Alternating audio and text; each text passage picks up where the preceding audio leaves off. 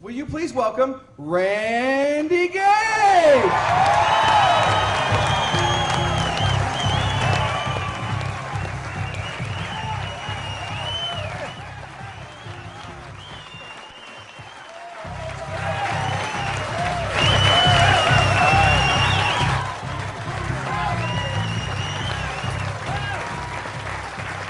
Thank you. Thank you.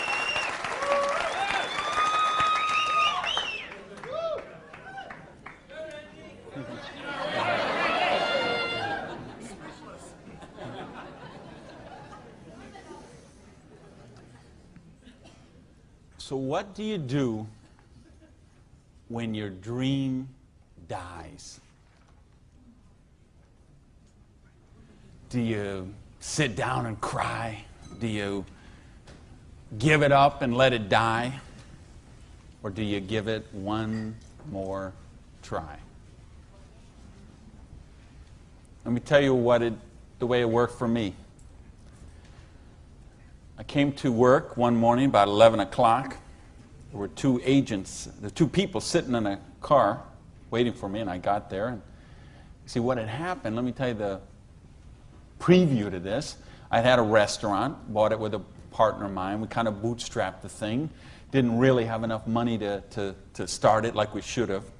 And we tried to grow it as best we could, but we didn't pay the taxes, and we struggled by and borrowed from this account to that account and this account to that account. And eventually I bought him out, and I sent a letter to the IRS, who's the tax agency there in the States, and said, I'm the new owner here. We've had some problem with taxes. I want to make this right. Let's work out a payment plan. And I never heard anything for 3 months. So I sent a check in there. Here's a deposit, $1,000, good faith. Didn't hear anything for 3 months, so I sent another check, another letter. Never heard a thing for a couple of months until that morning. They're waiting on the car. You Mr. Gage? Yes. I'm Agent so-and-so. This is Agent so-and-so. We're here from the Internal Revenue Service. We have your letters here. We have your files here. And we know you have $15,000 in back taxes. So we need that money. There's a 100% penalty because they were not filed. So that's $30,000.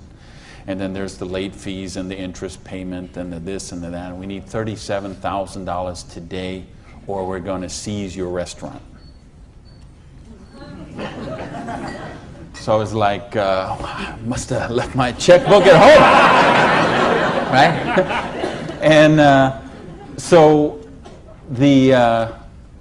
I called my lawyer, I called my accountant, they all said the same thing. There's nothing you can do, Randy. You got to work something out with these people. And I remember hiring a consultant who used to be an IRS agent, and she negotiated with him. She called me one day and she said, Randy, we're at the end of the road.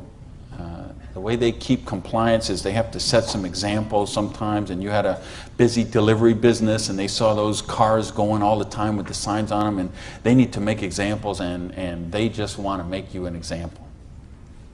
And so they auctioned off the place on the courthouse steps, $500,000 a year operation. They auctioned it off for $11,000.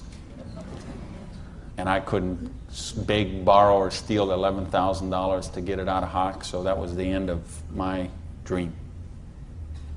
And I remember driving along in the car that day, not even my car because I didn't have a car anymore.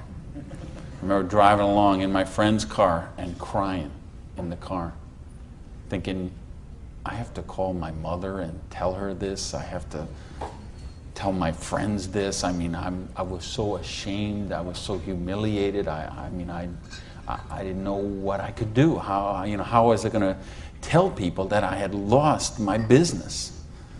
And between the $37,000 I owed those guys and then the money I owed for the vendors, whatever money I had left that day, I took and paid off the employees and said, this is the last check you're going to get, so do what you can with it. And that left me $55,000 US, $55,000 in debt. No house, no car, no credit cards, no job. And what do you do in a situation like that? Well, when you have your dream. And see, that was the biggest dream I had at that point in my life. Because as you heard from Ford, I'm a high school dropout. I started off as a dishwasher in a pancake house. And then I worked my way up to cook, and then I became a waiter, and then I was a manager trainee. And I thought, boy, if I could just be a restaurant manager, that would be, I could wear a tie, I'd go around with the coffee pot. How's your dinner this evening? Everything okay? You know, I thought, oh, this would be it. Until I got that job. And then I realized I worked 60, 70, sometimes 80 hours a week for a fixed salary. And, you know, and then I became like the problem store manager, and they sent me around to different cities whenever they had a store losing money. They would send me there, and it was my job there to go and be the turnaround guy. So I'd go in and work on the payroll, work on the food costs, the controllable expenses, make the thing profitable, and they'd send me somewhere else. I lived in 18 cities in 5 years. So think what kind of home life you have, what kind of friends. You don't have any friends. You don't, you know, because people stop calling you. Because every time they call you, you're always working. And you never go to the movies, and you never go to dinner, and you never go anywhere, so they just stop calling you. And your work becomes your life. And I know we've got people in this room tonight and people watching on this film today who going through the same thing. We get out of balance. We get so busy chasing our income, we forget about living life. We forget about living our dreams.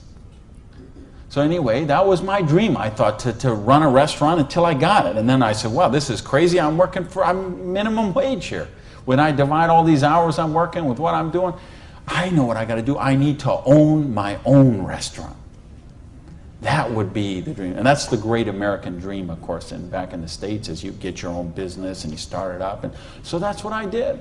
And I saved my money, and I worked hard, and I played by the rules, and I did all the stuff you're supposed to do, and I got that restaurant. Until that day when it all ended like that. And all of a sudden, where do you go when you don't have that dream anymore? And, you know, in my case, I had to back up, and I'll talk about that in a sec, but I don't want to talk about me tonight. I want to talk about you tonight. I want to talk about your dream. And I mean the big dreams, the bold, daring, imaginative ones you had. The ones you had when you were 15 years old, and 18 years old, 20 years old. Because you know what I see people give up on their dreams. And it seems the older we get, the more we give up on our dreams.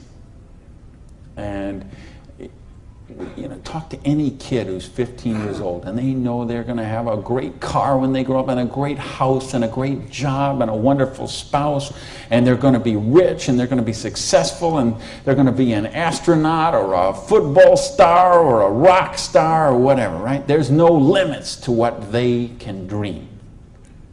And what happens along the way? They get out, they go to school, they get out as 22, 23 years old, all of a sudden they take a job they don't really want. It's not their dream job, but they figure it'll do for right now. And then maybe they find out about another job, and that's not their dream job, but it's a little more money than the last one. And they meet someone along the way, and all of a sudden there's two, and then there's a little baby on the way, and there's another baby, and then there's diapers and formula and braces and all of those kind of things. And all of a sudden they take another job that's 500 miles away, but again, it pays a few $1,000s more a year, so they take that job. And all of a sudden you're 35 years old, you're 45 years old, you're 55 years old, and you forgot about your dreams. That's what tonight is about.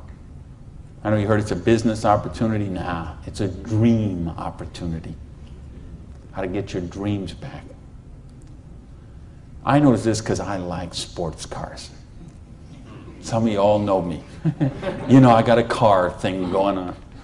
And it's funny, I'll be sitting at the light in one of my Vipers, let's say, and some car will pull up next, and there'll be a guy driving there, and he's got his 2-3 kids in there in the back, and they'll roll down the window, "Hey, Mr. Viper, man, cool car, man, and, you know, rev the engine up. I can't wait. When I grow up, I'm going to get a Viper."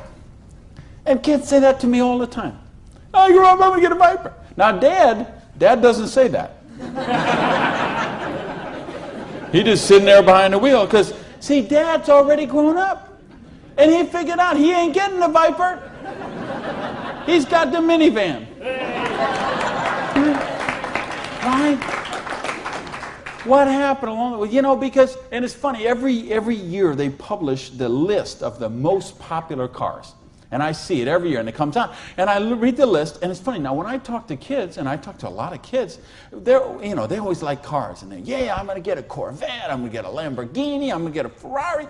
And then when they publish this list of the best-selling cars, it's Toyota Camrys and Holdens and Mercurys and Ford Escorts and Geo Metros, the broke mobiles, right? These are all cars they make for broke people. You see that? Like the Holdens you got here. Right? And the Toyotas we got there, and the Chevys we got there, and the Buicks we got there. They make those things for broke people. Now, how come when I see the list of the top 10 things, I don't see Ferraris and Lamborghinis and Rolls Royce and Jaguar and Bentley? Because they gave up on their dreams. They said, well, this is the car we got. There's room for the car seat in the back, and we can afford the payments. And they settle for a car. And they settle for a house. And they settle for a job. And they settle for a life of quiet desperation. When they could be living a life of joy, challenge, growth, adventure, and prosperity. That's what tonight's about. I want you to think about, really, here's the challenge I would give you. I want you to think of 5 things you would do, have, or become if money was no object.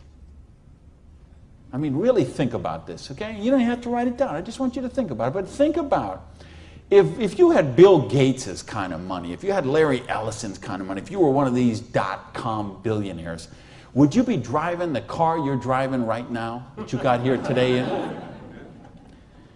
How many people, tell the truth now, if money was no object, how many people would have a different car in the parking lot tonight? Okay. Now, if money was absolutely no object, you had 30, 40, 50, 60 billion dollars, how many people would have a different roof over their head when they went home tonight? How many people have a better wardrobe?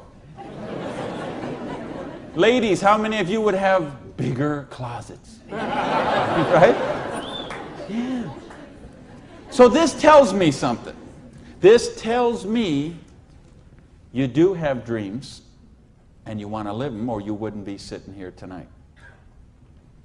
See, most of Australia tonight, most of New Zealand tonight, most of the United States, UK, everywhere where they're watching this video, most people aren't gathered like this. Most people are sitting on a recliner, rubbing the hair off the back of their head, drinking rancid fermented hops, watching the Idiot Box. 6 hours a day. And this is their life. Monday morning, 6:30. The alarm clock goes off. And they get, hit the snooze bar. If I could just get 15 more minutes. And they wait 15 more minutes, and they hit the snooze bar again, and they get 10 more. And then they got to get up, and they rush in the shower, and they jump in the car, and they buy their breakfast through a drive-through somewhere, and then they go to a job they don't like or actually hate. 85% of them, a job they don't like or actually hate, and they get through Monday till 5 o'clock or 5:30 or 6 o'clock, and then they go out and they face the traffic going home.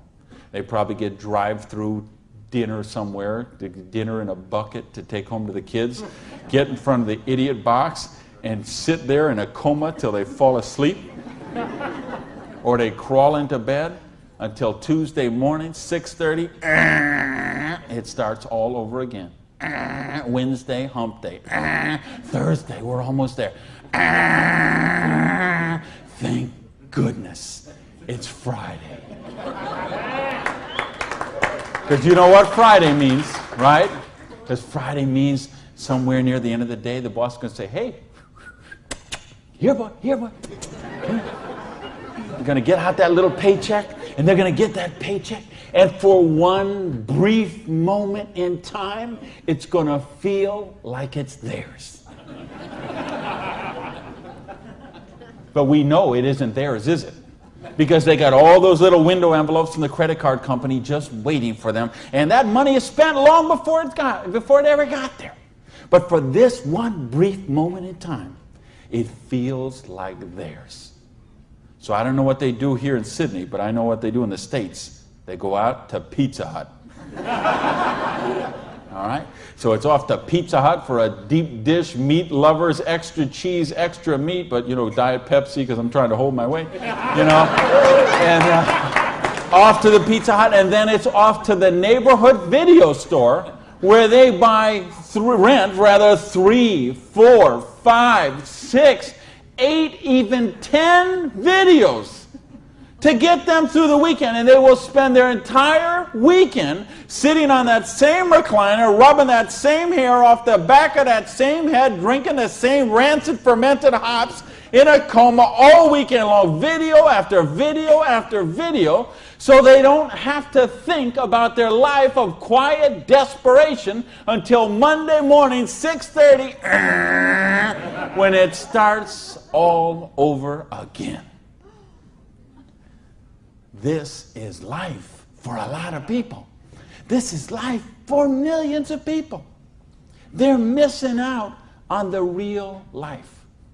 They're missing out on the real joy. And I don't want that for you. I didn't come 12,000 miles here to tell you what you want to hear. I came to tell you what I think you need to hear. We got a business here that offers you a chance with unlimited income potential. It's a business to help you be successful while you're helping other people reach success. You choose the hours you work. You pick the people you get to work with. I mean, do you know what a joy that is? Just to be able to pick the people instead of those slobs you're working with. Right?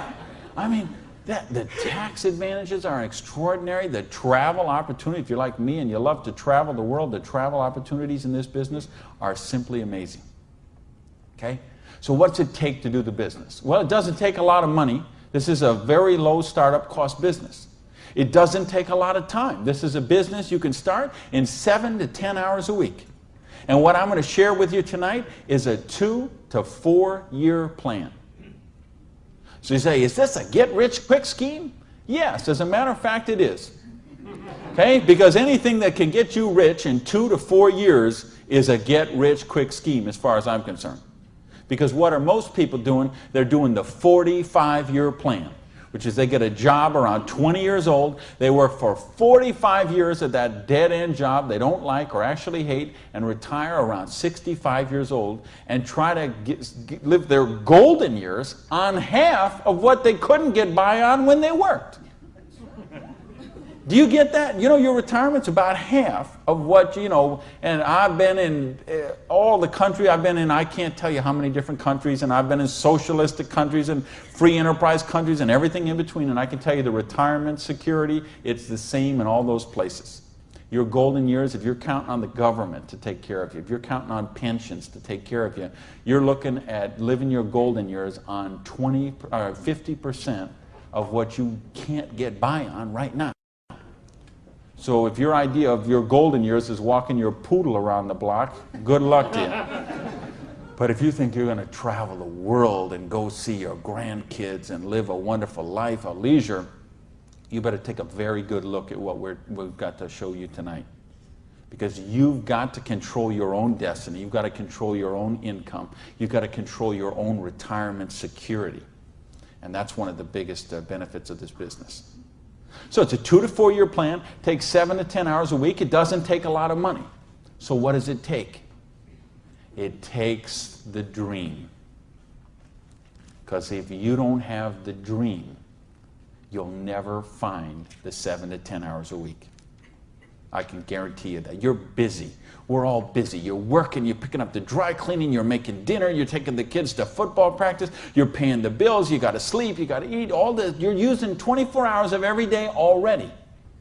So what's got to give? You've got to find a dream, something that will take you to this frame of mind where you will change the way you live, you will change the daily actions you take, and you will change your mindset for a 2 to 4 year period. So that alarm clock will go off at 6:30 in the morning. You'll get up, you'll have your breakfast, you go to work, you'll work 8 or 9 hours at your job, you'll get out of the job, you'll run somewhere, grab a bite to eat, and go somewhere and work for another 3 hours in the evening. When you could be home watching TV, when you could be with your kids, when you could be with your family, when you could be watching a football game or something else. But you will make a sacrifice. You will say, I will find the 7 to 10 hours a week for 2 to 4 years to build my freedom, to build my security, to build my independence. And don't tell me, ladies, well, I can't do that because of my kids. Let me tell you what I say to that. Don't use your kids as an excuse not to do the business. Use your kids as the reason to do the business. So you can raise your own kids instead of paying someone else to raise them for you.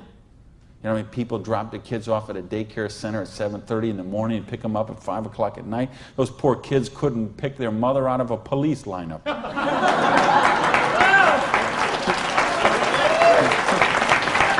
Right? Don't use your religion as an excuse. Let me tell you, I missed a lot of church for a couple of years while I built my business. I was doing meetings on Wednesday nights instead of going to church on Wednesday night. Some Sundays I was in a different city working with a long-distance line instead of being at church. But you know what happened? I tithe 10% of every penny I make to my church. And I make a lot of pennies these days. Okay, some Sundays, we seat 800 in my church. You know, some Sundays, they put that basket around and it starts here and it goes all the way down the aisles, all that just like that. And you know, sometimes the check that I put in there equals the checks of 799 other people all added together. That's what missing a few days of church did for me. Gave me time to serve on the board of the church, 2 years as the president, a couple of years more as the Blue Ribbon Committee. I've been able to contribute to the church. I've been able to teach a class on prosperity on that. See, I couldn't do that when I was broke. Do you really get that? You can't do these kind of things when you're broke. You can't help your kids when you're broke. When you're so busy trying to pay the bills, you're so busy trying to cover the mortgage, you're so busy trying to pay the rent, you can't live life. And that's not the way life is meant to be lived. I came here because I want you to have an amazing life like I have. And believe me, I have an amazing life. I live in my dream home. I live on the ocean, okay? I go to bed every night, I hear those waves crashing on the shore. I wake up, I go down, and I got a beautiful car to get into. I have beautiful people in my life. I have wonderful health. Everything is, I make more money every year than I did the year before. I am living a dream that is just wonderful. But I made some sacrifices along the way. And that's what I'm saying to you. Make some sacrifices. Take 2 to 4 years. Make a commitment. When you walk out of here tonight, make that commitment. Not to your spouse, not to your sponsor, not to me, not to yourself. Make a commitment to yourself that you're worthy, that you're worth it, that you will think back. And that's what I want you to really do, is say, okay, what were your dreams when you were 15? What is the house you would live in if money is no object? Do you have a picture of it somewhere that you carry around to fuel you? What is the dream car you want to be driving? Is it a red Lamborghini Diablo, Ferrari Testarossa, Bentley, Viper? What is it? Do you have a picture of it in your wallet? You got a picture of it in your planner? You have a dream board with it up somewhere? You got it up on the mirror in the bathroom? You got it up on the refrigerator in the kitchen? How much time you want to spend with the loved ones in your life? How much money you want to give to charity? I had lunch. Funny, I just got invited to be on the board of directors for the Florida Philharmonic. I'm so honored they asked that, and I'm proud to be a supporter of them. I'm so proud to be a supporter of the opera and the Young Artist Program and all kind of charities. Fascinating thing, though. I had lunch with the guy who invited me to be on the board. He gave $1 million to the Philharmonic this year. $1 million so they can play beautiful music. That's money. That's money with a capital M. That's living a life of dreams. That's living a life of wonder, of joy, of adventure and growth. And that's what I want for you. But you got to know what that is. So please, those 5 things, what would they be? And maybe you're going to give $1 million to your church, temple, or synagogue. Maybe it's you want to take a year off and study ballet. Maybe you want to take 6 months and go on a cruise around the world. Maybe you want to fly in all your family from all over the world and have a reunion. Maybe you want a house in Paris and a house in Hawaii and a house in San Diego and a house in Berlin. I don't know what it is for you, but you have to know what it is. Or nothing I'm going to talk about tonight is going to make any sense to you. You'd be better sitting home watching Survivor, Big Brother, Fear Factor, whatever one of those shows. You could sit watching any one of those shows instead of be here tonight. Because if you're here tonight, you got to know what your dream is. And we can show you. I will draw out on this board. I will draw out a way and show you how you can live those dreams.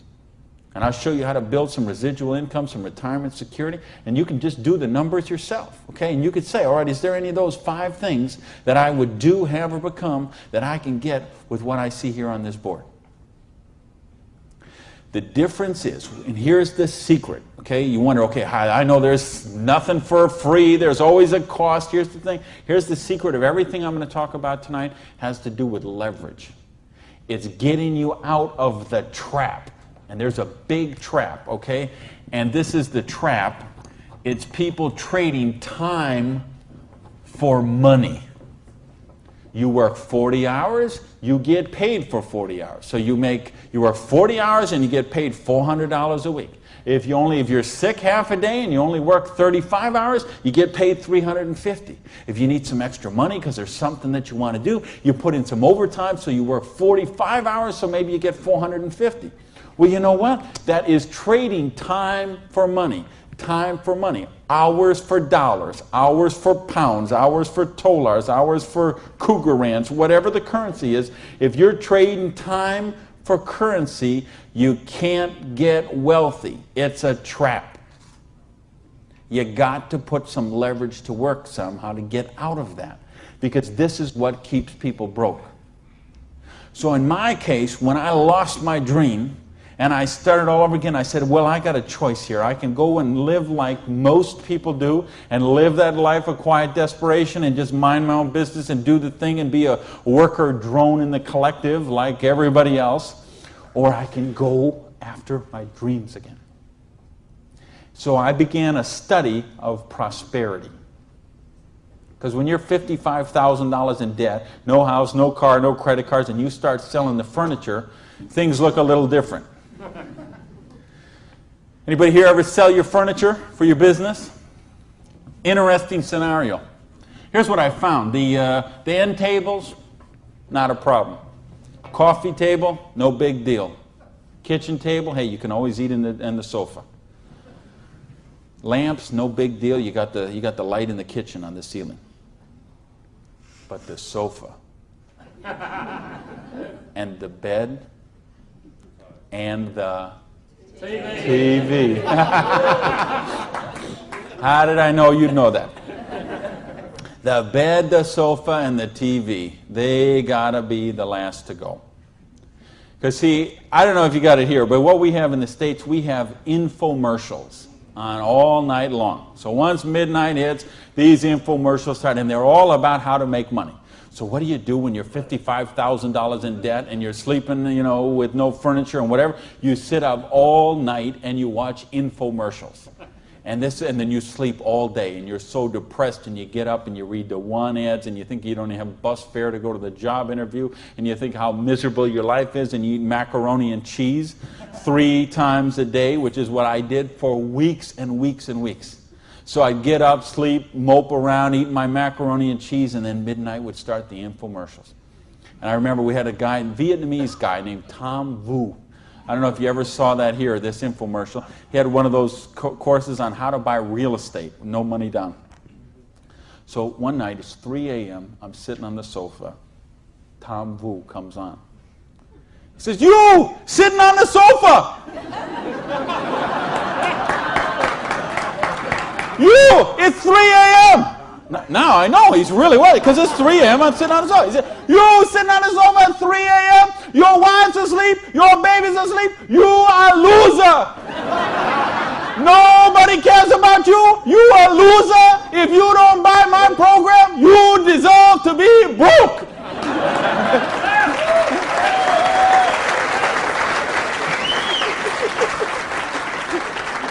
And I'm like, oh, if only I could afford this program. But of course, I didn't have the $199 or whatever it was. So, and eventually, of course, the sofa had to go, the bed had to go, and then the TV had to go.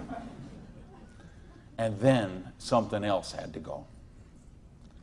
And that was my mindset.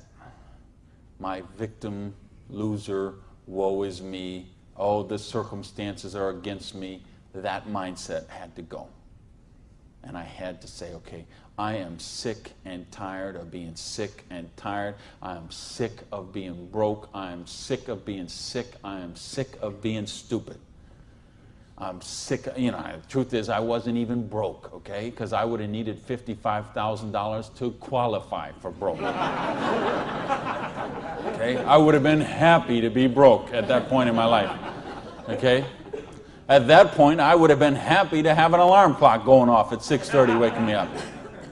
Now, is that the dumbest invention you ever heard, though, an alarm clock? You're supposed to wake up when you finish sleeping.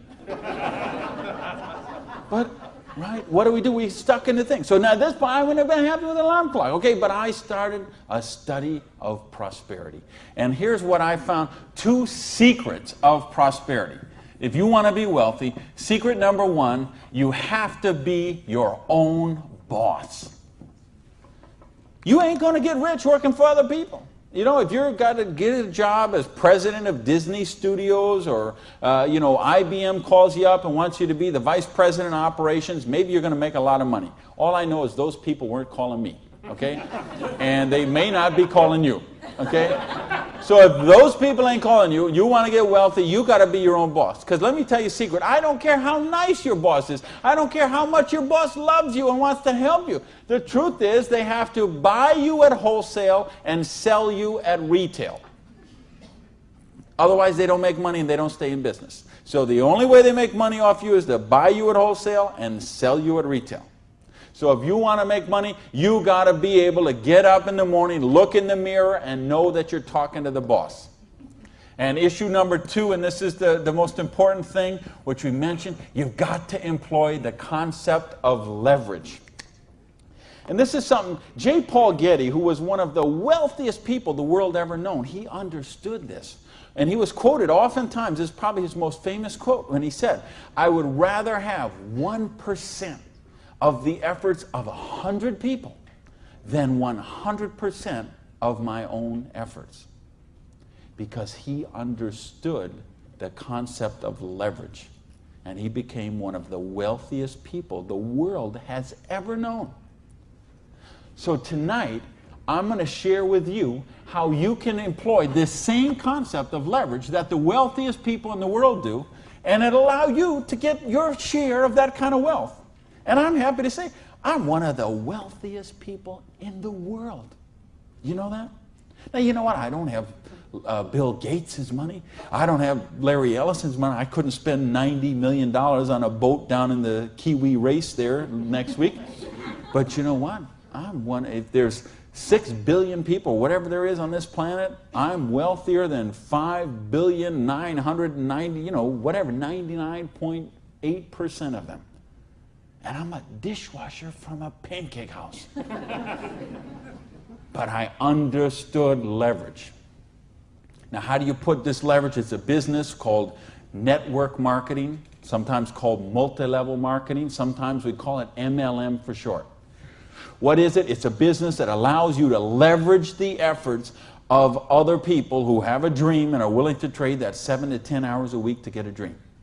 So you're going to introduce them to the business. You're going to teach them a duplicatable system that they could follow and duplicate the same results with people that they're going to introduce to the business and create this system that everybody can follow, and everybody will get a nice chunk of the organization that is built.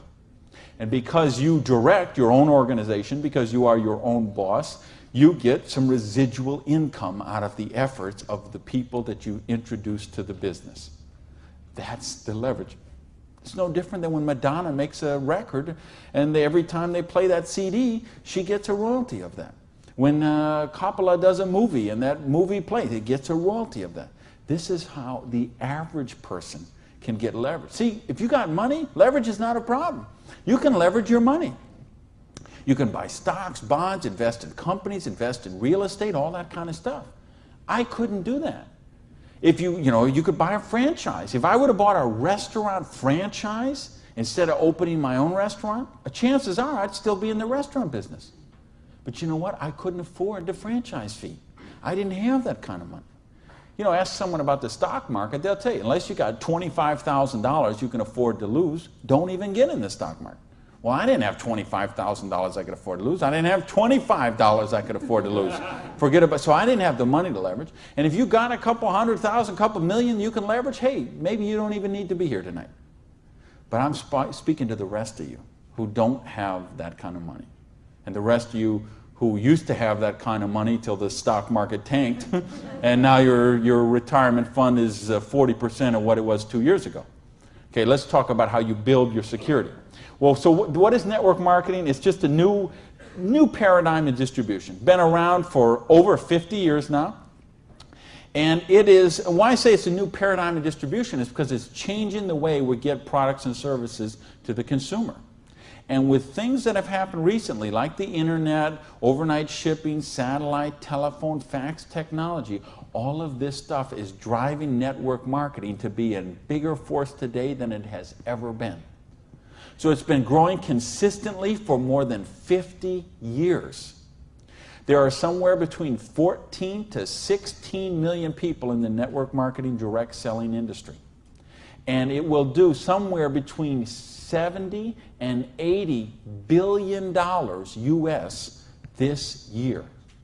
So this is a very credible business. And if you've been reading the financial papers the last few years, you've seen it mentioned in the Wall Street Journal, had front page cover stories on Success magazine, Forbes magazine. The mainstream press is really starting to pick up on this. Now, why is that happening? Is because it's the future. It's what has to be, because what has happened in the past doesn't work anymore. In other words, here's how it used to work in distribution. We'd have a manufacturer. They would make a product. They would sell it to a wholesaler who would buy it, resell it to a rack jobber who would buy it, resell it to a retail chain. They would buy it, send it to a warehouse somewhere, sits in a dusty warehouse for 6 weeks, and then it gets transferred by truck, maybe it goes to the store, and then you come in the store and you buy this product. Well, they had to make money, they had to make money, they did. You have all these parasites who were taking money out of your product. I say, why am I calling all those people parasites? Well, it's not that they're not nice people, it's just that made sense 100 years ago. It doesn't make sense today. Because today, we can have a network marketing company manufacture a product and send it direct to a distributor who in many cases is the end consumer, and in other cases is just conversationally marketing the products with their friends, neighbors, and relatives, and we eliminate all these other people in the middle. So look at the difference. This made sense 100 years ago. Something came by boat over here. Maybe it went from California, it went on a ship, came to the East Coast here, and then it was transported across to Australia, over to the outback. It was the same thing with us. We used to get stuff from England, and it would land in Boston or New York, and then it would go by stagecoach across the country, and then it went by train, and then it went by truck, and this is the only way it worked. This is all we knew. Then we got fax machines, we got the internet, we got Federal Express, UPS, overnight delivery, we got 800 telephone numbers, we got fax machines. All of a sudden, this doesn't work anymore. It's a broken model. Why do you think so many businesses have been in bankruptcy in the last 5 years? And I mean big name, 100, 200-year-old companies, retailing giants like Macy and Stalwart that we would think have been around forever. They went into bankruptcy court. Why? Because they have a broken distribution model. This is the model of today. This is the model of the future. And with what we're doing now with internet and 800 numbers and ordering, this is going to get just bigger and bigger and bigger. So what this does is this allows you an opportunity to participate on a new paradigm in distribution. I want you to think when fortunes were made. They're made in revolutions.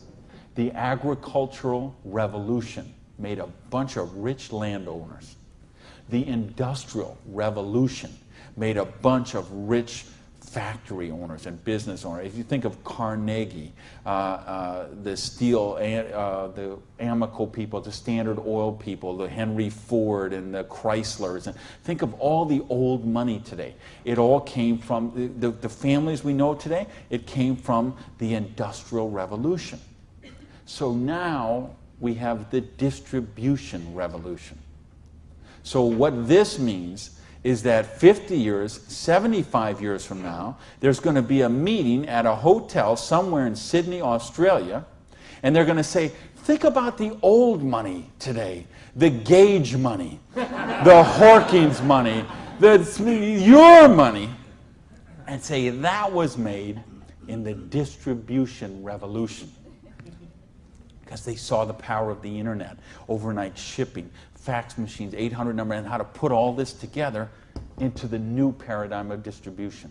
This is what we're in right now. And I believe the next 2 years is going to be the biggest years of growth in the history of the industry. And you could be a part of it. Well, your income 40 years from now is going to be present on what you do for the next 2 years. Now notice, we have all this money that got wasted before. Where did it go? Well, there's two places it goes. Number one, it goes to product research and development. And I'm going to talk about that in just a little bit. And the other place it goes is right here to you, the distributor. The people who actually get involved with the business. All this money that you, because see, sometimes you could go to the store, you could buy a box of cereal for $3.50. The actual cereal, the cost of that cereal might be 40 cents, 35 cents. What is all the rest of that money? It's all this wasted layers of distribution. So see, that isn't necessary anymore. So that money gets freed up, and because you are a pioneer of the industry, because you are somebody with a vision and a dream, and you're willing to trade the 7 to 10 hours a week to get the dream, you are going to cash in about that. I want to sketch out how the business really works, so you get an idea how the money takes place and how you can participate in that. I guess, is this? I think this is, I found the secret. You do it a little different here down under. All right, let's talk about how you make money in the business. You, not me, not them, you. How do you make money? Well, you got a dream. You're willing to trade 7 to 10 hours a week for 2 to 4 years to get your dream. So you sponsor in the business. Okay, you make that commitment. Your sponsor says, all right, I'm going to work with you, train with you. What we're going to do is we're going to help you identify, and I'll use this as an example, 6 people who you know who have a dream and would be willing to trade 7 to 10 hours a week to get the dream. Fair enough? Everybody follow me so far? Everybody follow me so far? All right, just making sure you're not nodding off over there. All right, now let's suppose that everybody involved in the business produces a volume this first month that you get involved in the business of $100. Now notice I didn't say $1,000 or $10,000 or $100,000. I said just $100. Why? Because I want to show you this is very simple, very duplicatable, very doable for everyone. The secret of this business is leverage. We have a lot of people doing a little bit, just 7 to 10 hours a week. So now if you and each of the 6 people you introduce into the business produce a volume of $100 the first month, you'd have $700 worth of volume in your organization, right? Now, we have a lot of different companies represented here tonight. There's all kind of different pay plans. But I think you're going to find, as an average, what you're going to see in the business is you can make about 10% of what your organization does in volume. So if you had 6 people plus yourself, everybody did $100, you'd have $700 volume, so you'd make $70 your first month in the business. Now you say, come on, Gage, you brought me here for $70 a month. I can't even wash my Lamborghini for $70 a month. I understand. But see, believe me, I understand. I know what it's like to keep cars clean. But this is just month number 1. And how much, if you're a doctor, and by the way, if you're a doctor, if you're a lawyer, if you're an accountant, you know what plan you work under? Trading time for money. Just like the bus boy at the Denny's restaurant, the doctor, the lawyer, the accountant, trading hours for dollars, same thing. So how much did you make when you learned to be an accountant? You probably went to school for 10 years. While you learned to be a nurse, when you learned to be a doctor, when you learned to be a lawyer. Think how many, you didn't make anything.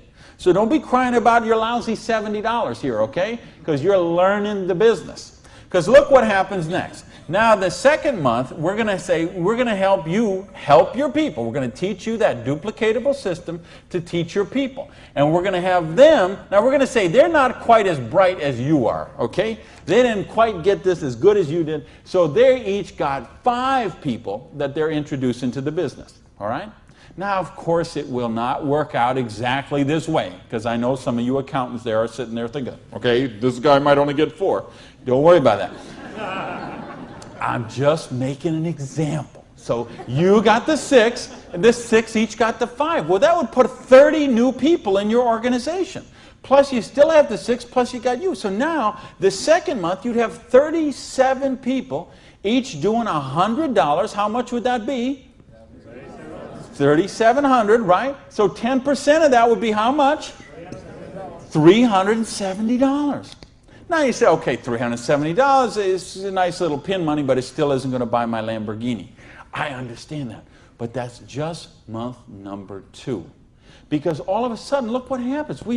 There's 36 other people who are, now they're not working for you, they're working for themselves. So they're not calling in sick, they're not stealing paper clips to take home, okay, none of this stuff. They're all working for themselves, right? Now, what happens when we duplicate the process? And we say, now we're going to teach them how to teach their people. And you say, well, how do you do that? We've got a complete step-by-step duplicatable system to show you how to do that. You're going to teach your people how to teach their people. So we say, what if those 5 each just got 4? Now, why I'm doing this? Because I want to be really, really conservative. If I showed you what could really happen, I'm afraid you might swallow your teeth. So I'm going to be very conservative. So now if the 30 people each just got 4 people, now we'd have 120 new people in the organization. They don't work for you, they work for themselves. 7 to 10 hours a week, they're building a dream.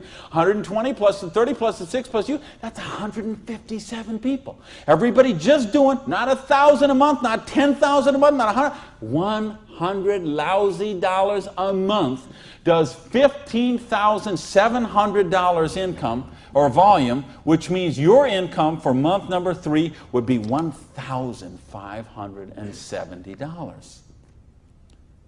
Now all of a sudden we have a little money, we could play with something. We could do something with $1,500 a month. Do you know how many bankruptcies would be avoided with $1,500 a month? I would make a bet to say of all the personal bankruptcies, and there's been a record year for personal bankruptcies the last 6 or 7 years in a row. Every single year has broke the record from the year before. And I had someone very close to me did this just a couple of years ago. And I'm telling you, I bet 90% of them would be eliminated with $1,500 a month. In fact, 90% of them would probably be eliminated with $300 or $400 a month. Just this much, the $370 a month, would help most people that they could just start paying down their credit cards instead of paying those minimum balances every month. By the way, do you know how long it takes to pay off your credit card if you're paying the minimum balance every month? 10 years? 20 years? 30 years? 40 years. That's how long it takes. So if you're paying the minimum payment every month, get happy, because in 2042, you're all paid off. All right, now we're going to go down one more level. Now we're going to say, what if the 4 people each just work with 3 people? Now again, everybody's not going to do it this way. Some are going to do it more, some are going to do it less, but I just want you to see how it works. Now the 120 people each do 3 people. That give us 360 people, plus the 120, plus the 30, plus the 6. This comes to how many? Somebody help me. I'm a high school dropout. 500 and something. 517, is that right? Who's here? Somebody good in math? So 517 times 100 is $51,700 volume in your little business that you got no employees, no office, no overhead. You're running this from your kitchen table or your spare bedroom or your hallway or your closet. and you're doing $50,000 volume a month. Do you understand? We can leave this hotel. We can go down the street, Elizabeth Street. We can go onto Oxford Street. We can go to Liverpool, and we can find shop after shop, beauty salon after beauty salon, store after store, dry cleaner that are not doing $50,000 volume a month. And you're doing it out of a part-time business, 7 to 10 hours a week. Why? Because you're using leverage. Do you get this? Yes! Because, I mean, do you really, really get this? Yes! Because, let me tell you a secret. If you get this, you're not going to sleep very well tonight. Believe me, I have spent many a night just laying on the pillow, looking at the ceiling, and seeing 6 get to 5, get to 4, get to 3, okay?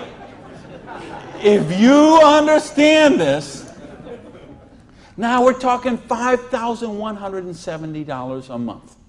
Now, you know what? I did that in 4 months. It said 1, 2, 3. What if you didn't do that in 4 months? What if it took you 6 months?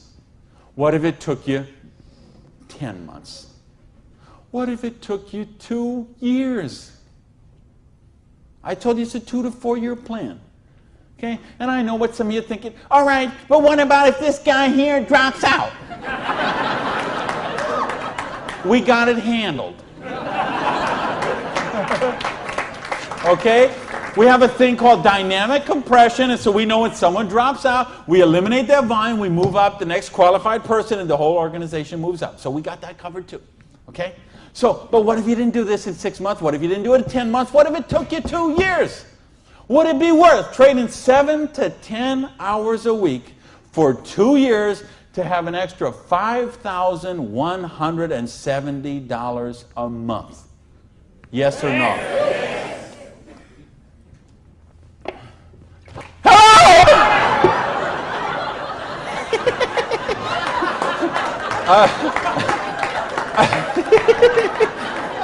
Aren't you glad you got the front row, baby?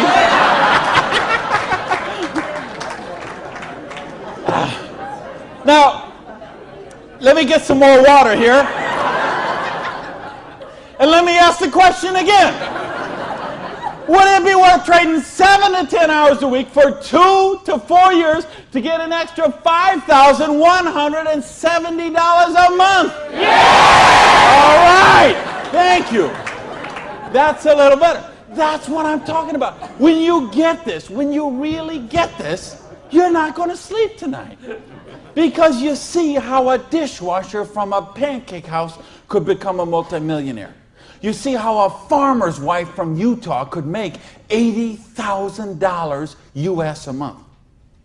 You see how a woman with 2 kids and an abusive husband could leave her husband and become a multimillionaire. You see how people on welfare can build complete financial independence. And they can do it with integrity. They can do it with honor. They can do it with helping other people, giving value, contributing. That's what we got to offer here. So see, now you say, okay, all that sounds good, it looks good, but what's the problem? What is the $100? Well, I told you, remember that whole distribution model? We have all of that money that used to get wasted. Now that goes into product research and development. You will see some of the most cutting-edge, state-of-the-art products in network marketing that you won't see anywhere else in the world today.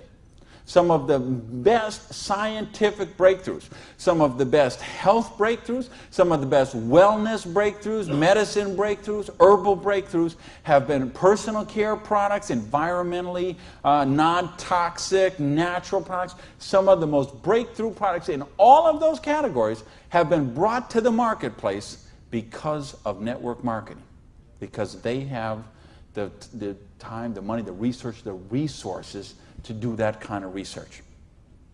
So what I'm going to ask you is, if you're here, you're looking at this for the first time tonight, if you're on the video and you're seeing this for the first time tonight, you have a conversation with the person who invited you here. Have a conversation with the person who asked you to watch the video. And they will give you a catalog. They'll give you some brochures. They might have some tapes, some videos, some other things, and you'll find out about these products. What I want you to see tonight, right now, is the big picture. how the distribution model works, because this is how fortunes are made. People who recognize new paradigms become pioneers in those paradigms, and they reach the reward for generations sometimes. So the products are there. Next question is, say, what about the support? I don't know anything about this business. I've never done it before. How can I do the business? Well, that's what the system, we keep talking about a system. In other words, we've got a system where we're going to teach you how to do the business, and we're going to teach you how to do the business while you actually do the business. That's why we've got this presentation up on the internet. That's why we have this meeting in this hotel here tonight. You have a sponsorship line. So you see, a lot of people say, well, I don't want to be this guy here. I want to be this guy right at the top, because look at all these people he's got under him. Well, you know what?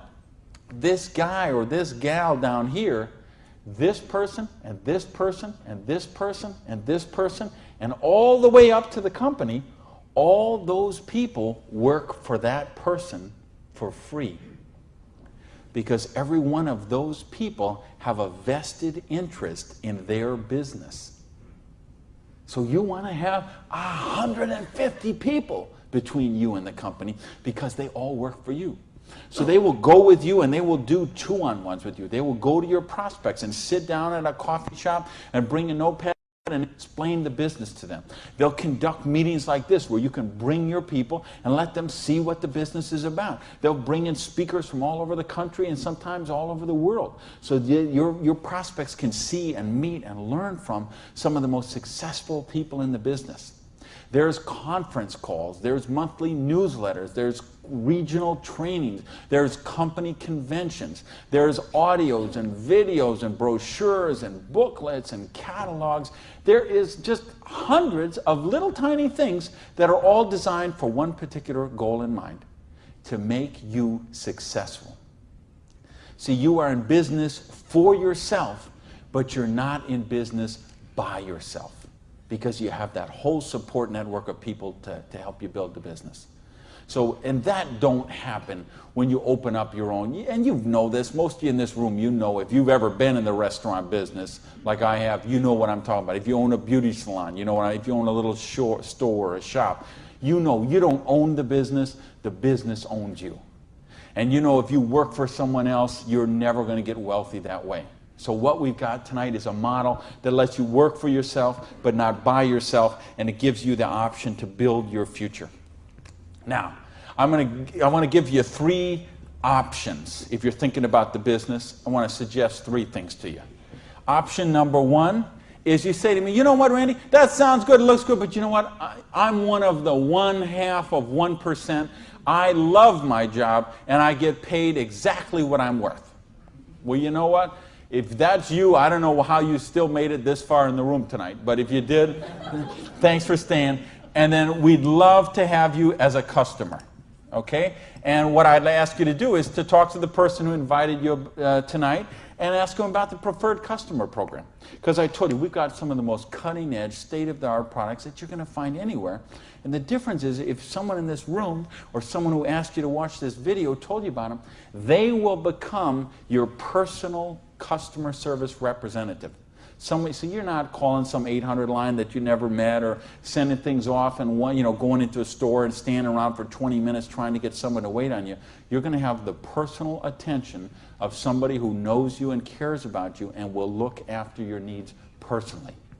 Now, option number 2 is what we call the small business. You say, you know what, Randy, this sounds good. I like the idea of being my own boss, and I like the idea, or maybe you're looking at a nutrition company and you say, well, I'm a chiropractor, massage therapist, an iridologist, or physical therapist, and I want to sell this stuff to my clients. Or maybe you're being presented to a personal products company and you own a spa or a gym or salon and you think you could sell them there. Or maybe it's a cleaning product stuff and you've got a cleaning service and you could sell them to your clients. Well, if you're looking to just kind of use the products yourself, buy them at wholesale, and then conversationally market them to your friends, neighbors, and relatives, that's a small business. And if you want to make a couple $100 to a couple $1,000 a month, the small business option would be the one for you. Now, there's one more option, and that's the big business option. Okay? And that's the stuff that we're talking about right now.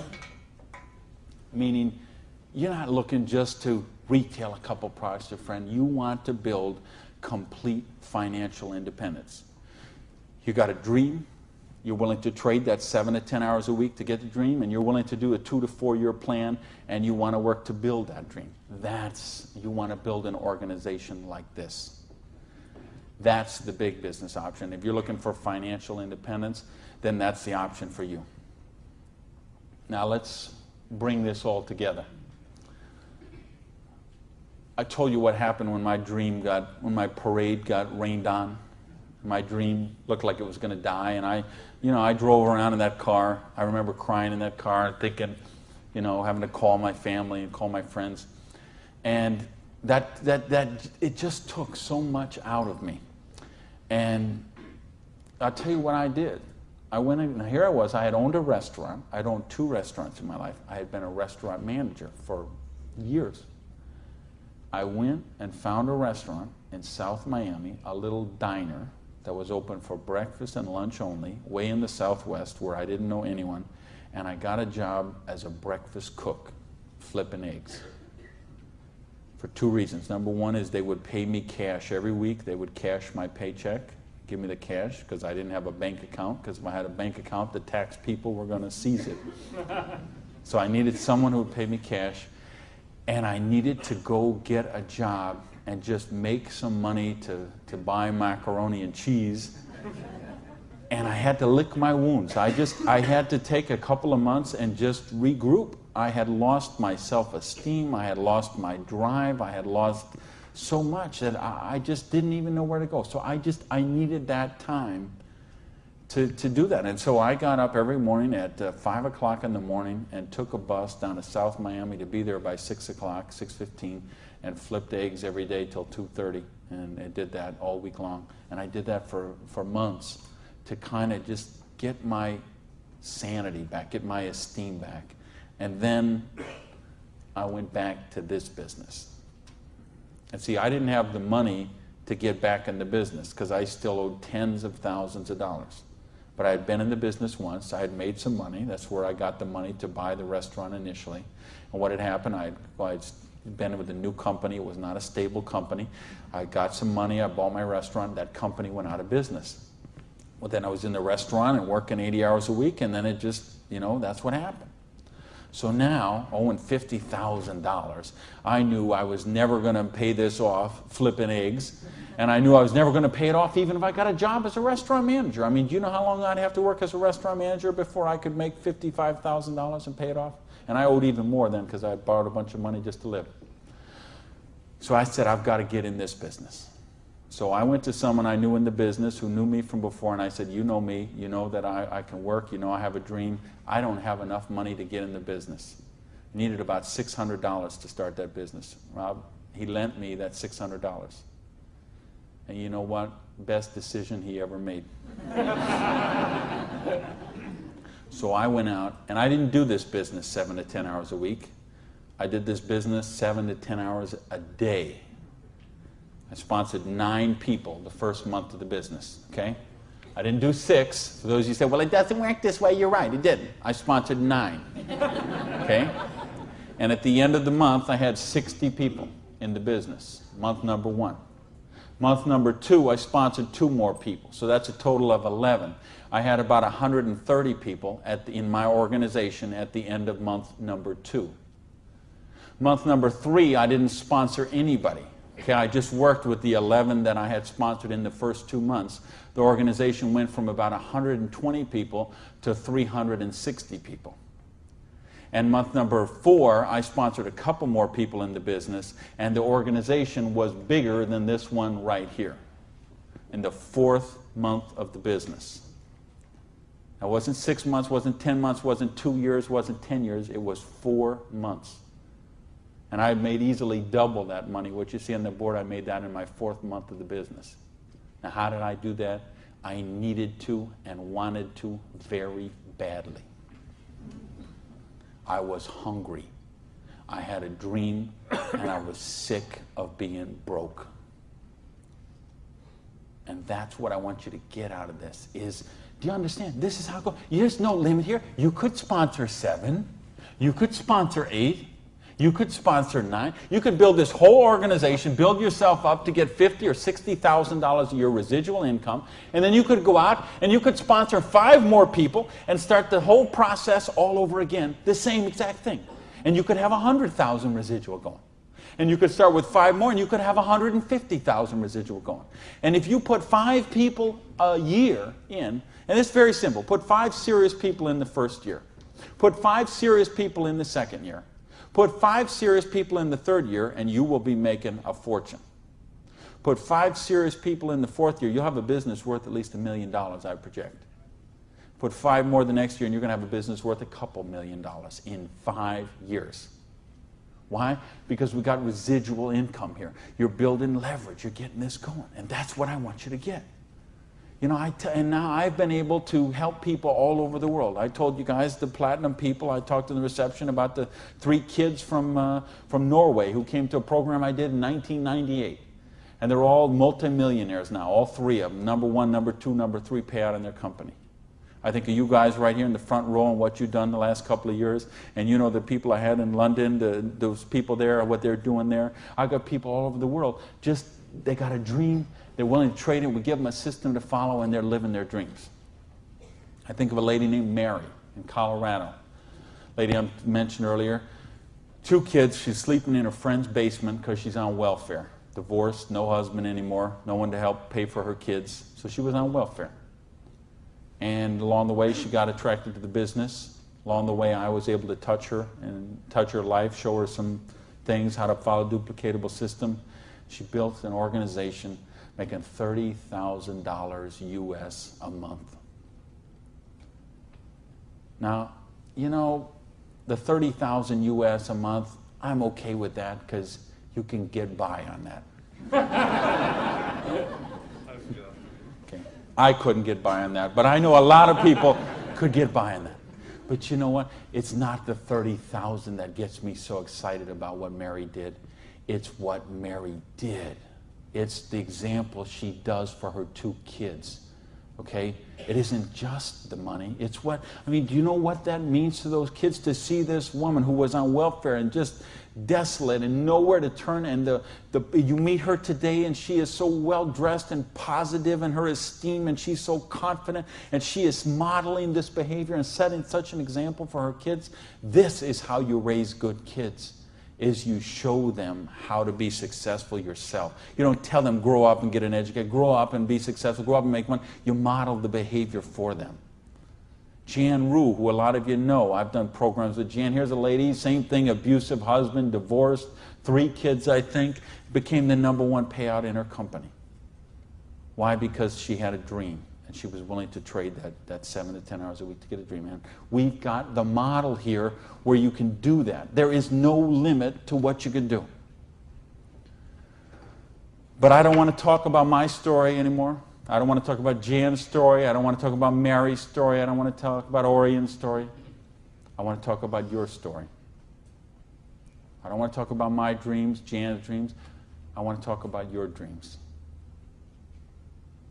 You know, go back to where we said earlier. Is there, did this kind of thing, if you did this in 6 months, a year, 2 years, is there something on your list of 5 things you do have or become you could do with the down payment, with what we're talking about there? And if not, how big is your dream? How, are you willing to pay the price? Are you willing to live your dreams? Because if you are, we've got the business that will allow you to do that. So I got a couple questions for you, and then I'm out of here. I'm looking for 1-word answers. Question number 1. Do you believe you're really worthy of success? Yes! Question number 2. Are you really willing to live your dreams? Yes! Yeah, baby! And question number 3, the last question, and I'm looking for a 1-word answer once again, and you better blow the roof off this joint, because that's it, and I'm out of here. Because all of this, all of these numbers, all these things, it all goes back to this one circle.